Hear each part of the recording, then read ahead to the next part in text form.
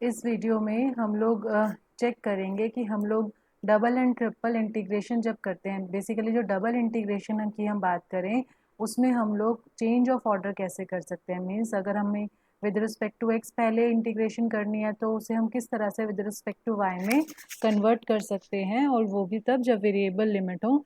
तो जैसे कि यहाँ पर फर्स्ट क्वेश्चन है, हमें स्पेशली मेंशन किया जाएगा change the order of integration. So हमें क्या करना है, यहाँ पे चेंज करना है ऑर्डर ऑफ इंटीग्रेशन को इस वाले क्वेश्चन में।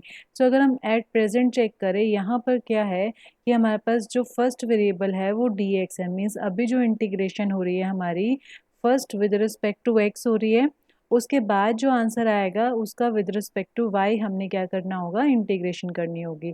लेकिन हमें क्या करना है, इसके ऑर्डर को चेंज करना है। अब ऑर्डर को चेंज करने का मतलब पहले नंबर पे डी वाई आना चाहिए और सेकेंड नंबर पे डी एक्स आना चाहिए। अब ऐसा नहीं है कि सिर्फ हम नेक्स्ट स्टेप करके डी वाई को पहले लिख दें और डी एक्स को बाद में लिख कर हमारा क्वेश्चन खत्म हो जाएगा। हमें लिमिट्स के ऊपर भी ध्यान देना पड़ेगा, हमें डायग्राम को बेसिकली ड्रॉ करना पड़ेगा, क्योंकि मैंने जैसे बोला कि वेरिएबल लिमिट्स हैं। अगर लिमिट्स हमारे पास कांस्टेंट है तो कुछ फ़र्क नहीं पड़ेगा, हम लोग डायरेक्ट डी एक्स और डी वाई को इंटरचेंज कर सकते हैं। बट क्योंकि वेरिएबल लिमिट्स हैं, हमें पूरा का पूरा डायग्राम बनाना पड़ेगा, हमें न्यू लिमिट्स को फाइंड आउट करना पड़ेगा एंड उसके बाद हमें फाइनल जो है वो सॉल्विंग करनी पड़ेगी।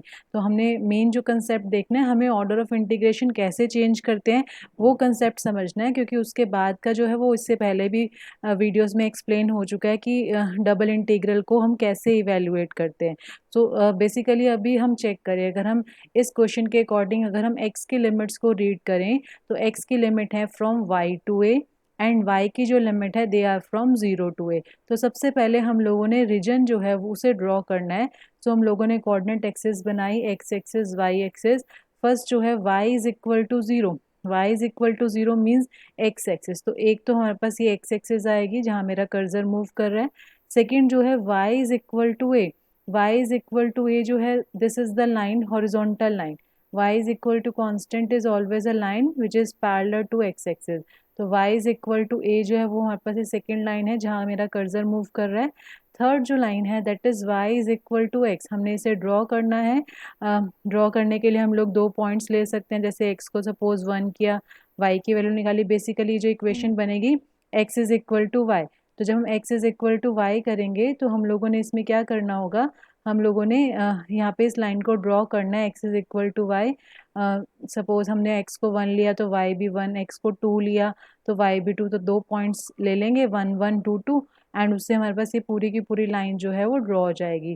फोर्थ जो हमारे पास टर्म है that is x is equal to a। तो x is equal to a जो है that is the vertical line, always x is equal to some constant.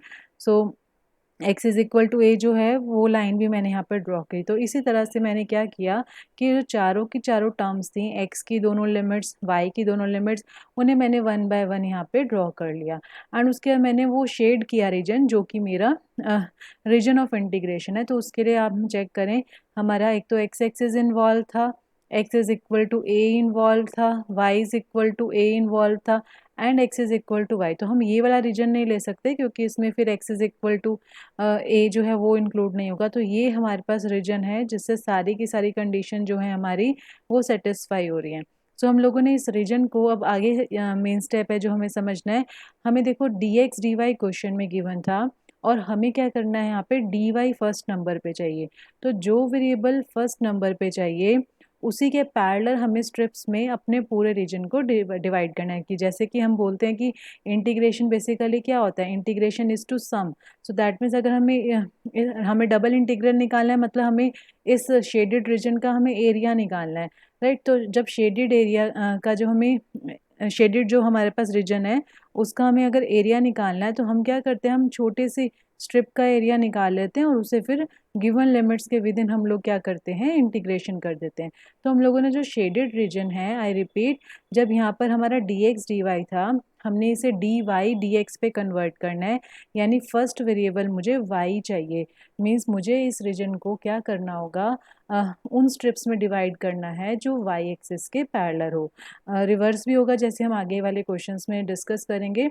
तो यहाँ पर हमें अपने रीजन OAB, जिसे हमने OAB से मेंशन किया है, इस रीजन को मुझे वर्टिकल स्ट्रिप्स में क्या करना है, डिवाइड करना है। एंड एक वर्टिकल स्ट्रिप की हम इंटीग्रेशन, एक वर्टिकल स्ट्रिप हम लेंगे और उसके बाद उसकी फुल रीजन में क्या कर देंगे, इंटीग्रेशन।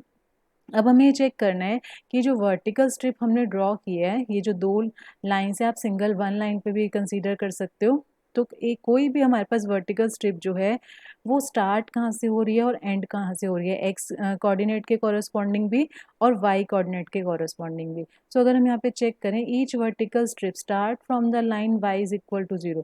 कोई भी वर्टिकल स्ट्रिप है वो इस लाइन से स्टार्ट हो रही है, एक्स एक्सिस से। आप चेक करो कि यहाँ से कोई भी स्ट्रिप हम ड्रॉ करें, यहाँ पे ड्रॉ करो या यहाँ पे ड्रॉ करो, जितनी भी हमारे पास स्ट्रिप्स हैं सारी की सारी हमारे पास कौन सी लाइन से स्टार्ट हो रही है, एक्स एक्सिस से। तो y इज इक्वल टू 0 जो होगी वो तो हमारे पास फर्स्ट लिमिट होगी। एंड कहाँ पर एंड कर रही है, y is equal to x line पे, इस लाइन पे हमारे पास एंड कर रही है, तो y is equal to x हो गया। यानी y की जो लिमिट्स हैं they are from 0 to x। Similarly जब हम x के लिए चेक करेंगे, अब x के लिए अगर हम चेक करें, 0 से स्टार्ट हो रही है कोई भी वर्टिकल स्ट्रिप है, मतलब इसी वाले से यहाँ से स्टार्टिंग होगी और कितनी रेंज तक जा रही है, सारी 0 टू a तक। तो जितने भी स्ट्रिप्स हैं वो सिर्फ 0 से a लिमिट में है, a से आगे कोई भी वर्टिकल स्ट्रिप नहीं है। जहाँ मैं कर्सर को मूव कर रही हूँ यहाँ पे कोई भी वर्टिकल स्ट्रिप नहीं है। दैट मीन्स x की जो लिमिट्स हैं they will be from 0 to a। तो यहाँ पे हमने इस डायग्राम के अकॉर्डिंग हमने लिमिट्स को चेंज किया। अब हम अपने जो इंटीग्रल है उसको हमने चेंज करना है। So changing of order of integration, integrand same रहा। अब यहाँ पे हमें नोट करना है, पहले वहाँ पे dx dy था, जैसे कि अब हम चेक करें, अगर हमें जो क्वेश्चन में गिवन था this one dx dy, and अब हमें जो चेक करना है, हमने उसका ऑर्डर को चेंज कर दिया, dy dx। तो पहले मुझे y की लिमिट्स निकली हैं, जो कि मैंने ऑलरेडी फाइंड आउट करके रखी हुई हैं। y की जो लिमिट है they are from 0 to x। तो पहले मैंने y की लिमिट लिखनी है 0 टू x, एंड फिर जो आंसर आएगा मीन्स x की जो लिमिट्स होंगी they will be from 0 to a। तो फर्स्ट मुझे y के विद रिस्पेक्ट टू इंटीग्रेशन करनी है। तो जब हम y के विद रिस्पेक्ट टू इंटीग्रेशन कर रहे हैं, न्यूमरेटर में जो x है हम इसे फर्स्ट इंटीग्रल से बाहर ले सकते हैं, because x is constant here, because हम जो इंटीग्रेशन कर रहे हैं हम विद रिस्पेक्ट टू y कर रहे हैं। अगर हम नेक्स्ट स्टेप चेक करें कि यहाँ पे इंटीग्रेशन का कौन सा फॉर्मूला लगा, जैसे मैंने बोला यहाँ पे x कांस्टेंट है, तो ये यहाँ पे सम कांस्टेंट, तो हमारे पास एक फॉर्मूला होता है इंटीग्रेशन का, 1/y² प्लस a² यहाँ पे ये बन जाएगा। तो 1/y² प्लस a² के इंटीग्रेशन होते हैं tan inverse y/a, and 1/a जो है वो बाहर आता है। तो वो हमने इंटीग्रेशन का फॉर्मूला यहाँ पे अप्लाई किया, लिमिट्स ली फ्रॉम 0 टू x, पुटअप किया, जो भी आंसर आया उसकी फिर हम लोगों ने क्या करनी है, with respect to x integration करनी है। तो उससे पहले tan इनवर्स 1 की वैल्यू π/4 यहाँ पुट करी, tan इनवर्स 0 तो 0 ही होता है, इसका मतलब फाइनल जो आंसर है that will B πa/4। Similarly जो नेक्स्ट क्वेश्चन है उसमें भी dx dy है, हमें ऑर्डर ऑफ इंटीग्रेशन को चेंज करना है, मीन्स हमें dy पहले चाहिए। तो बिल्कुल सेम जैसे हमने फर्स्ट एग्जांपल में किया है, हम रीजन को ड्रॉ करेंगे एंड इस रीजन को वर्टिकल स्ट्रिप्स में हमें क्या करना है, ड्रॉ करना है। मैं अभी क्वेश्चन ऐसा करती हूँ जिसमें कि हम हॉरिजॉन्टल स्ट्रिप्स के लिए बात करेंगे। तो जैसे कि यहाँ पर हमारे पास एक क्वेश्चन है, इवेल्युएट दिस इंटीग्रल। अब यहाँ पे इन्होंने एक स्टेप और एक्स्ट्रा बोल दिया कि पहले हम इसे सॉल्व करें, फिर ऑर्डर ऑफ इंटीग्रेशन में को चेंज करें और फिर वेरीफाई करें रिजल्ट को कि dy dx वाला जो आपने आंसर निकाला था, तो एक स्टेप यहाँ पे और बढ़ गया। तो हमने फर्स्ट जो है वो बिल्कुल सेम करना है जैसे हम पहले डबल इंटीग्रल को सॉल्व करते थे, पहले with respect to y integration जैसा कि क्वेश्चन में गिवन है, and treating x as constant जब हम y के विद रिस्पेक्ट टू इंटीग्रेशन कर रहे हैं, उसके बाद जो आंसर आएगा उसकी with respect to x integration. तो यहाँ तक तो सिंपल काम है। अब हमें क्या करना है, हमें ऑर्डर ऑफ इंटीग्रेशन को चेंज करना है। एट प्रेजेंट यहाँ पर विद रिस्पेक्ट टू वाई पहले इंटीग्रेशन है, मुझे क्या करना है, डी एक्स डी वाई पे कन्वर्ट करना है। मतलब फर्स्ट नंबर पे जो इंटीग्रेशन होनी चाहिए that should be with respect to X coordinate. तो with respect to X coordinate अगर हमें इंटीग्रेशन करनी है दैट मीन्स हमें क्या करना होगा, हमें पहले हॉरिजॉन्टल स्ट्रिप्स में अपने रीजन को डिवाइड करना होगा। तो सबसे पहले हम यहाँ के लिमिट्स की अगर हम बात करें, y कहाँ से कहाँ वेरी कर रहा है, y एक्स स्क्वायर से लेके 2 - x तक।